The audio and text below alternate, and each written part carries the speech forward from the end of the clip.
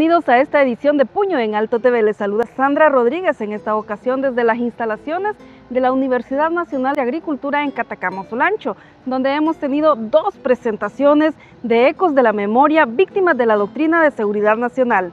Sí, bueno, este martes hemos estado en dos jornadas con una asistencia de cerca de 200 alumnos en cada jornada y pues ha sido una experiencia muy edificante para este proyecto de educación del Poder Popular, donde hemos recibido excelentes opiniones de estos estudiantes que en un futuro pues van a ser en quienes vamos a tener nuestra seguridad alimentaria.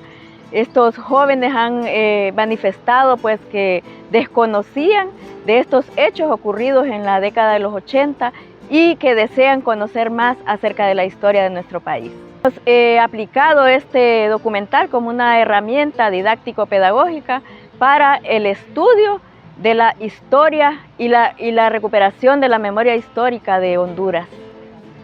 Se suma a esta actividad pues la aplicación de una herramienta tecnológica como es la caja de preguntas para que de manera de ahorrar tiempo pues cada estudiante plasme su opinión acerca del documental.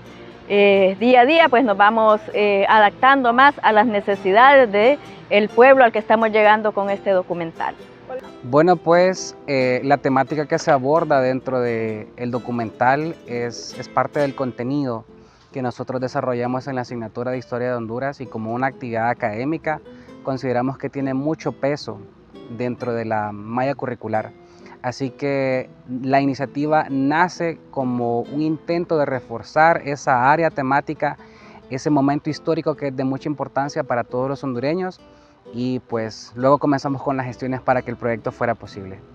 Más o menos unos 350 estudiantes de diferentes carreras. Tuvimos asistentes de la carrera de Ingeniería Agronómica, Ingeniería en Tecnología de Alimentos y Medicina Veterinaria, de diferentes años, ¿verdad? De primer año, de segundo año y de cuarto año. Los comentarios más positivos hasta este momento han sido desde consternación hasta de conocimiento.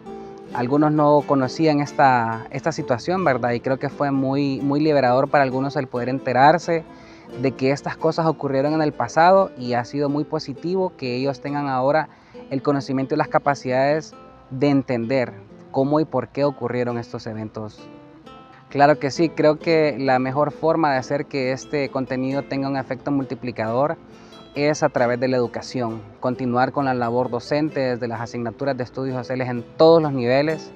Pienso que las iniciativas tanto del gobierno como de empresa privada deben hacerse presentes, ¿verdad? Y continuar apoyando. La difuminación de esta información no debe detenerse, porque es un medio para poder mostrarle a la población en general que se puede.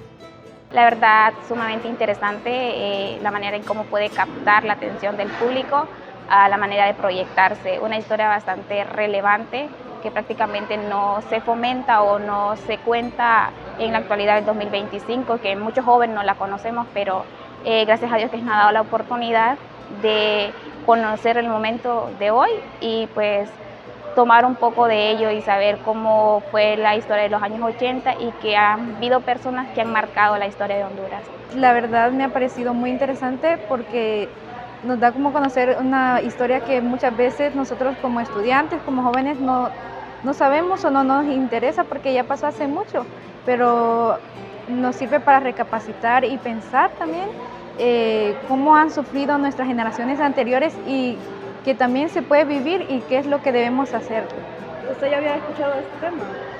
Había escuchado un poco, de hecho leí el libro Cuando las tarántulas atacan, que para mí fue muy doloroso leer y ver las imágenes que salen en el libro, porque no sé cómo explicarlo, pero es doloroso y no sé, uno siente como angustia de ver lo que sufren por defender sus derechos, por defender su palabra, porque no están de acuerdo con lo que el gobierno, digamos, dice.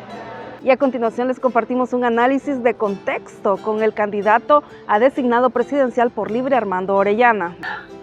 Bien, yo creo que hay que valorar elementos como el tema de injerencismo político que ha estado presente no solamente ahora, sino durante mucho tiempo, más de 100 años, en casi toda América Latina.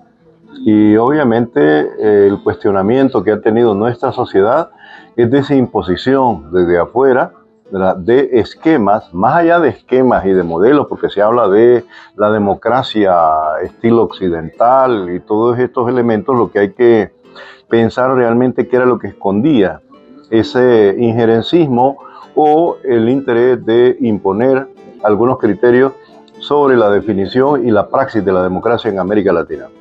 Si nosotros recordamos, ¿verdad?, en años recientes incluso existen algunas ONGs que se fueron formando después de los mediados de los años 70 para supuestamente hacer observación electoral en América Latina. Una fundación, la fundación que llevaba el nombre de Jimmy Carter, un expresidente, entre otras, era uno de estos elementos en los que ese esquema de injerencismo y de querer validar o no esas elecciones, cuando se analiza a fondo, era parte de una estrategia en la cual, a través de estos organismos que no estaban directamente relacionados con el Departamento de Estado, tenía de alguna manera estas ONGs un papel en ir moldeando esos esquemas hacia supuestamente ese proceso de transición, entre comillas, democrático, que se dio durante eso, fundamentalmente después de los años 90, después de los años 80, perdón, en los años 90, para establecer gobiernos que estuvieran afín con esos acuerdos fundamentalmente de carácter económico,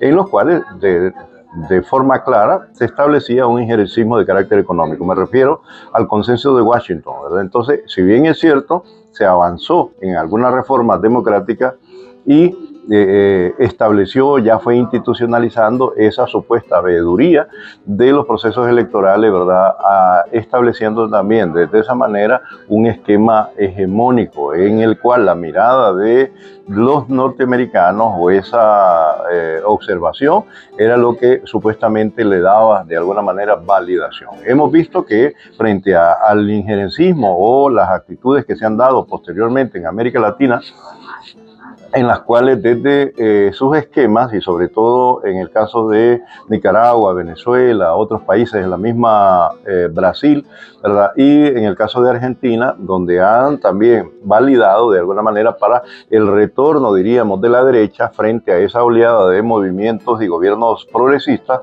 Obviamente el injerencismo norteamericano ha vuelto a tener esa presencia y esa presión, sobre todo el año anterior en el caso de Venezuela, donde fueron capaces, ¿verdad?, de querer supuestamente invalidar el resultado de la voluntad del pueblo venezolano, al querer hablar de supuesto fraude electoral o ilegitimidad, ¿verdad?, valiéndose de este injerencismo norteamericano. Y querer no reconocer, ¿verdad?, como legítimo el gobierno de Maduro. Son algunos de los elementos que yo creo que debemos de considerar. Hoy en el escenario de Honduras, obviamente hay presión de parte de estos grupos de derecha, no solamente, ¿verdad?, de ahora de esta ONG, que si bien es cierto mantuvo algunas posturas en las cuales en cierta medida pudiéramos atribuirle que mantuvo, ¿verdad?, en algún momento un cierto equilibrio o una postura de alguna manera independiente. Pero vamos a ver otros grupos de Miami, otros grupos de España, algunos expresidentes de derecha que se hacen presentes en procesos electorales en América Latina para ejercer presión a nivel de la mediática interna, así como también en los medios de comunicación internacional. Esta no es otra cosa más que una estrategia de ese injerencismo.